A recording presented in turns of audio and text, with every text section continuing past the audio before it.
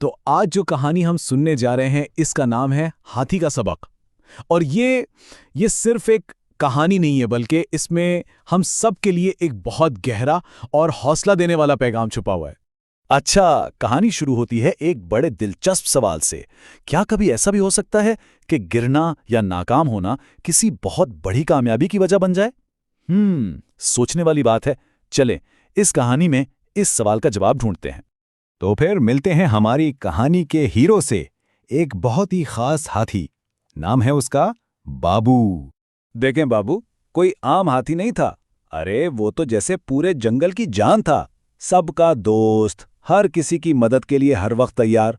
और इसीलिए उसके बड़े दिल और नरम तबीयत की वजह से ना जंगल का हर जानवर उससे बहुत प्यार करता था। फिर पता क्या हुआ? एक दिन जंगल में एक ऐसा ऐलान गूंजा कि बस सब में जोश की एक नई लहर दौड़ गई। चैलेंज ये था कि जंगल के सबसे ऊंचे और खतरनाक पहाड़ी रास्ते को पार करना है। और ये कोई मामूली मुकाबला नहीं था, सिर्फ ताकत या रफ्तार का खेल नहीं था ये, बल्कि ये तो हिम्मत, हौसले और इरादे की पुख्तगी का असल इम्तिहान था। तो भाई, इस चैलेंज के लिए कई जानवर मैदान में आ गए। एक तो था हमारा हीरो बाबू, फिर थी एक छोटी सी बिल्ली मिन्नू जो थोड़ा डरी सहमी सी रहती थी। साथ में था एक शोख सा खरगोश बुन्नू जो हर वक्त उछलता कूदता रहता था। और हाँ, एक मजाहिया कुत्ता भी था टिप्पू, जिसे हर बात मजाक लगती थी। मगर यह सफर ये बिल्कुल भी आसान नहीं था।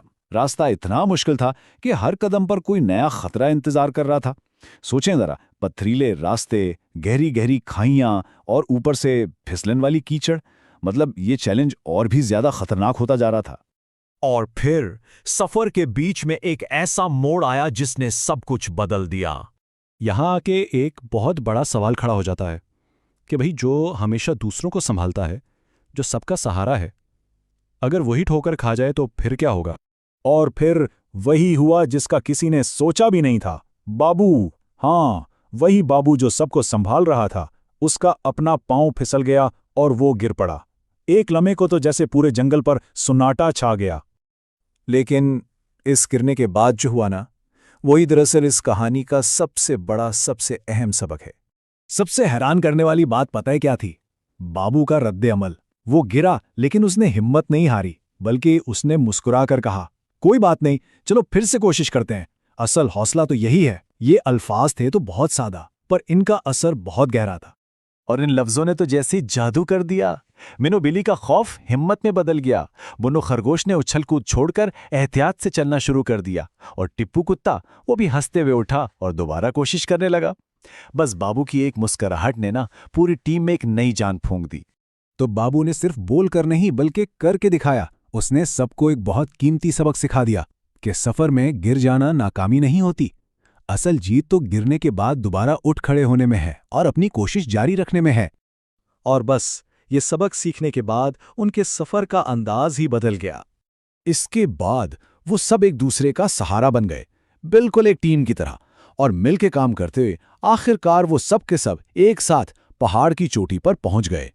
ये किसी एक की जीत नहीं थी, ये तो उन सब की एक साथ मुश्तरका जीत थी।